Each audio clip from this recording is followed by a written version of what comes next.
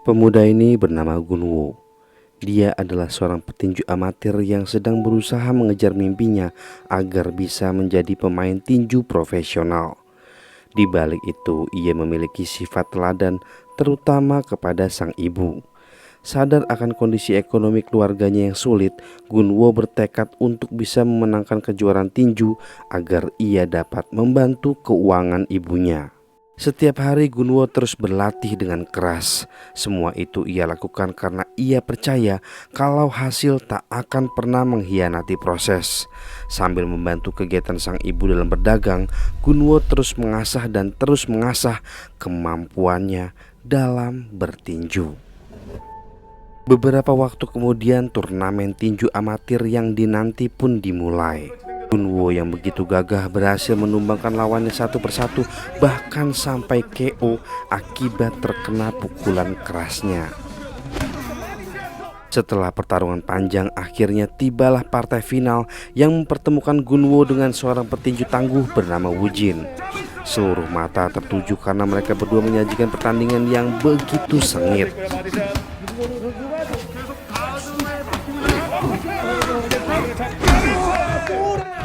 Dan setelah saling hantam satu sama lain, Gunwo berhasil membuat Wujin terjatuh akibat terkena pukulan kerasnya.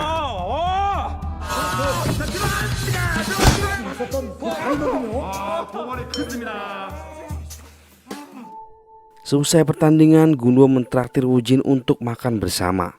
Awalnya Wujin gengsi karena barusan ia dikalahkan oleh Gunwo di partai final. Namun karena ajakan Gunwo begitu tulus tanpa pikir panjang, Wujin akhirnya menerima tawarannya itu. Sambil makan, mereka saling mengenalkan diri masing-masing. Namun siapa sangka Gunwo dan Wujin malah jadi akrab satu sama lain. Terlebih ketika tahu ternyata mereka sama-sama lulusan militer ketika wamil dulu. Dari sinilah awal persahabatan mereka berdua terjalin. Sepulang makan, Gunwo melanjutkan aktivitasnya seperti biasa dengan pergi menjemput sang ibu sambil memberikan hadiah berupa uang yang barusan ia dapatkan. Di situ ia berharap dari uang itu mereka bisa melunasi hutang-hutang serta dapat membayar sewa toko setiap bulannya. Melihat ketulusan sang anak, ibu mana yang tak terharu sekaligus bangga karena memiliki anak yang begitu berbakti pada dirinya. Di tempat lain terlihat seorang pengusaha muda sedang berdiskusi dengan pihak bank mengenai bisnis hotelnya yang sedang mengalami kerugian akibat pandemi COVID-19. Tak lama kemudian datang seorang pria bernama Myunggil yang secara tiba-tiba menawarkan investasi dalam bentuk uang dengan alasan ingin membantu proyek pembangunan hotel milik si pengusaha muda yang bernama Minbum. Di tengah perbincangan, Myunggil kemudian mengajukan syarat dengan meminta dibuatkan sebuah kasino di lantai paling atas hotel tersebut jika ia setuju berinvestasi. Melihat adanya gerak-gerik mencurigakan yang dilakukan oleh Myunggil, Minbum kemudian tak langsung menerima tawaran tersebut. Dijelaskan Myunggil adalah pemilik perusahaan yang bernama Smile Capital. Perusahaan tersebut bergerak di bidang keuangan dalam bentuk pinjaman yang bunganya benar-benar nyekek, atau kalau di kita mungkin bisa disamakan seperti pinjol ilegal. Bedanya mereka bergerak mengincar para UMKM yang sedang kesulitan ekonomi akibat pandemi corona. Di situ Myunggil dengan cara licik memerintah seluruh anak buahnya untuk menawarkan pinjaman dengan iming-iming suku bunga yang lebih rendah dibanding dengan bank konvensional. UMKM auto pasti senang ditawarin kayak gitu, apalagi syaratnya mudah banget. Padahal sebenarnya di balik isi surat kontrak terdapat sebuah syarat yang sengaja ditulis sangat kecil sehingga para UMKM gak sadar sama sekali dan main tanda tangan aja. Karena para UMKM tersebut udah terlanjur dan gak tahu mengenai syarat yang tertulis di situ, akhirnya mereka semua kejebak bunga tinggi yang nilainya gak masuk akal, bahkan ngelebihin bunga dari Raja Lintah Darat. Dan yang bikin mirisnya lagi, ibunya Gunwo menjadi salah satu korban kelicikan Myunggil and the gang. Suatu hari ketika Gunwo hendak main ke rumah Wujin, di tengah jalan ia melihat dua orang sedang kejar-kejaran. Penasaran dengan hal itu, Gunwo mencoba untuk membantu. Tapi karena Gunwo nggak tahu tuh bocah berdua kejar-kejaran karena ada urusan apa, si Gunwo akhirnya malah jadi korban akibat disetrum oleh si pengejar yang ternyata merupakan seorang wanita. Dijelaskan wanita ini bernama Hyunju. Ia adalah debt collector sekaligus cucu seorang rentenir bersayap malaikat bernama Kakek Chow. Di sini dijelaskan meskipun Kakek Chow seorang rentenir, tapi ia sangat berbeda dengan para rentenir lainnya. Istilahnya gini, kalau Kakek Chow mau minjemin duit nggak pakai bunga sama sekali. Contohnya, minjem 20 juta ya balikinnya 20 juta juga. Intinya dia niatnya cuma bantu orang-orang yang sedang kesulitan. Ya walaupun kadang-kadang ada aja orang yang susah banget kalau disuruh balikin tuh duit padahal dah dibantu. Dari hal itulah yang membuat Hyunju kadang suka gregetan sama sang kakek perihal dia yang gak pernah mau ambil untung sama sekali padahal dah sering banget ditipu sama para nasabahnya yang ngeselin. Malamnya Gunwo yang habis main ke rumah Wujin tiba-tiba dapat telepon dari ibunya yang ngabarin kalau ada orang misterius datang merusak tokonya. Mendengar itu Gunwo langsung lari sekenceng-kencengnya karena khawatir terjadi apa-apa pada sang ibu. Dan benar saja, ternyata yang ngacak-ngacak toko adalah anak buah Myunggil yang dengan seenaknya nagih utang padahal orang minjemnya juga baru beberapa hari yang lalu. Karena nggak terima, ibu Gunwo menolak bayar kenaikan bunga yang berubah jadi 2 kali lipat dari nilai pinjaman. Merasa adanya tindak penipuan, ibu Gunwo mencoba melawan dengan mengancam lapor polisi. Tapi karena si Myunggil ini nggak takut sama polisi, ia pun memerintah anak buahnya untuk menghancurkan semua yang ada di toko. Gunwo yang melihat sang ibu dianiaya, hati anak mana yang nggak perih menyaksikan hal tersebut. Gunwo yang sudah sangat marah nggak pakai lama langsung menghajar satu persatu anak buah Myunggil dengan menggunakan keahlian tinjunya. Setelah berhasil melumpuhkan semua, kemudian datanglah Myunggil bersama tukang pukulnya yang bernama Bum. Melihat anak buahnya pada geletak akibat dihajar oleh Gunwo, di situ Myunggil kemudian memerintahkan Bum untuk menghabisinya. Karena perawakan Bum yang besar dan keras membuat Gunwo sedikit kewalahan karena pukulannya tak bisa langsung membuat Bum terjatuh dan justru malah Gunwo yang gantian dihajar habis-habisan oleh Bum si Dewa Tank. Gunwo yang babak belur tak berdaya kemudian ditawari oleh Myunggil untuk bergabung menjadi anak buahnya dengan alasan ia menyukai orang yang sangat gigih sepertinya. Mendengar itu Gunwo seketika langsung menolak dengan cara cuy langsung ke mukanya. Karena tak terima dihina seperti itu oleh seorang bocah ingusan, Myunggil pun dengan tanpa ampun langsung merobek wajah Gunwo menggunakan pisau kecil miliknya. Setelah kejadian itu Gunwo mendapat perawatan di rumah sakit dengan 30 jahitan di wajah. Wujin yang baru tahu hal itu, ia pun begitu geram ketika mendengar musibah yang diterima oleh Gunwo beserta ibunya. Ia tak menyangka perusahaan sebesar Smile Capital bisa-bisanya bertindak keji layaknya preman jalanan. Karena tak tega dengan kondisi Gunwo, Wujin pun berinisiatif untuk membantu dengan cara mencari pinjaman uang sebesar 100 juta won untuk melunasi hutang Gunwo beserta ibunya. Tempat pertama yang mereka datangi adalah kantor tempat dulu Wujin pernah bekerja magang sebagai debt collector. Di situ mantan bosnya memberikan pinjaman sebesar 100 juta pada Wujin hanya saja dengan syarat ia mau bekerja lagi dengannya sebagai penagih hutang.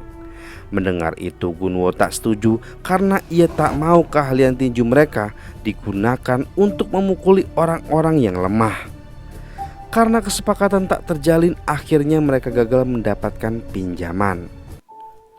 Di tengah jalan, Wujin kembali menawarkan datang ke suatu tempat. Kali ini ia mengajak Gunwo untuk pergi ke kantor atasannya dulu saat ia menjalani wamil.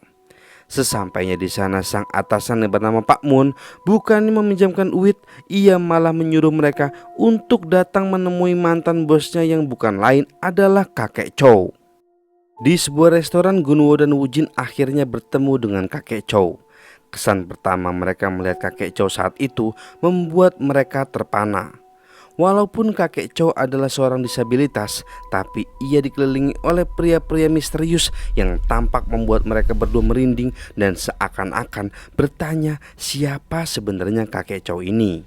Karena tak mau membuang-buang waktu, kakek Chow menjelaskan tujuannya kalau sebenarnya ia butuh seorang bodyguard untuk melindungi cucunya yang bernama Hyunju. Karena secara spesifikasi Guwon dan Woo-jin memenuhi kriteria, tak butuh waktu lama kakek Chow langsung menerima mereka berdua serta memberi gaji untuk selama setahun sebesar 100 juta dengan tujuan agar Gunwo bisa melunasi hutang ibunya kepada perusahaan Smile Capital.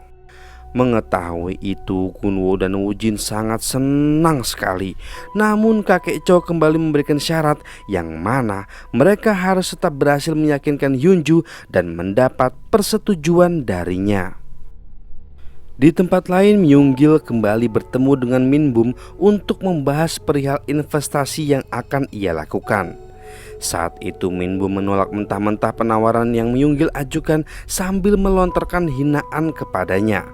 Merasa sakit hati dengan perlakuan yang ia terima, Myung-gil pun kemudian membuat rencana kotor. Esoknya ia menjebak Min-bum dengan membuat video penganiayaan yang secara otomatis membuat putra konglomerat itu ketakutan.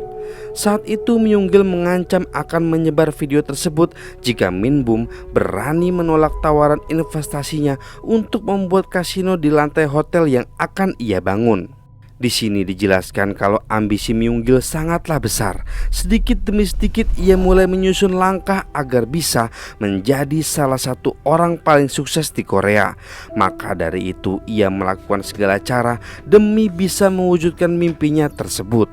Di lain tempat, Gunwo dan Woo-jin datang ke kantor untuk menemui Hyunju. Tak lama kemudian Hyunju datang dan langsung dengan to the point menolak mereka berdua untuk menjadi bodyguardnya dengan alasan ia tak membutuhkan hal tersebut. Mendengar itu Gunwo langsung memelas sambil terus memohon agar ia diterima bekerja. Gunwo menjelaskan kalau ia sudah menerima bayaran selama setahun dan uang tersebut juga sudah habis untuk membayar hutang ibunya kepada perusahaan Smile Capital. Mendengar kata Smile Capital, Hyunju kemudian menanyakan hubungan perusahaan tersebut dengan ibu Gunwo. Kemudian Woo-jin bantu menjelaskan bahwasannya kafe milik ibu Gunwo dihancurkan oleh sekelompok orang akibat jebakan hutang yang sengaja dibuat licik oleh Myung-gil sang pemilik perusahaan Smile Capital. Karena kebetulan Hyunju juga sedang menyelidiki sebuah kasus yang ada kaitannya dengan perusahaan itu, akhirnya ia pun menerima mereka berdua bekerja dengannya. Kemudian Hyunju menjelaskan kalau ia sedang ada misi mengintai seorang pria yang sedang jadi buronan para rentenir di Gangnam. Ternyata pria tersebut sengaja menipu seluruh rentenir di Gangnam dengan meminjam uang menggunakan identitas para pengemis atau tunawisma yang kebetulan gaptek. Setelah berhasil mencarikan uang pinjaman, anehnya si pria kemudian menyetorkan uang tersebut kepada perusahaan Smile Capital. Karena sang kakek adalah salah satu korban pria tersebut, dari hal itulah Hyunju ingin sekali menangkap dan mengungkap apa yang sebenarnya ada di balik itu semua. Esoknya Gunwo dan Woo-jin diperintahkan oleh Hyunju untuk mengikuti si pria itu, namun dengan catatan mereka tidak boleh ikut campur dan cukup dengan hanya memantau pergerakannya saja. Beberapa saat kemudian mereka sampai di kawasan pertokoan yang ternyata tempat berkumpulnya para tunawisma. Di situ Gunwo dan Woo-jin menyaksikan dengan mata kepala sendiri perihal kelakuan si pria itu dalam menipu para tunawisma demi mendapat KTP mereka. Liciknya, dengan iming-iming dapat bansos, mereka disuruh nyerahin KTP pribadi yang mana itu malah dipergunakan oleh si pria untuk meminjam uang kepada rentenir dan membawanya kabur tanpa memberikan sepeser pun pada si pemilik KTP. Ketika si pria sedang berusaha menipu seorang kakek tua, ternyata kakek tua itu sadar bahwa itu penipuan dan meminta balik KTP yang telah diberikan olehnya. Panik kalau tindakannya akan ketahuan, si pria itu kemudian menghajar si kakek tua tersebut bersama teman-temannya sampai terluka parah. Melihat kejadian itu, Gunwo yang awalnya bisa sabar dengan cukup mengintai perbuatan mereka dari jauh, akhirnya jadi terpancing emosi akibat perlakuan mereka semua. Tanpa pikir panjang, Gunwo pun langsung menghajar si pria itu bersama komplotannya.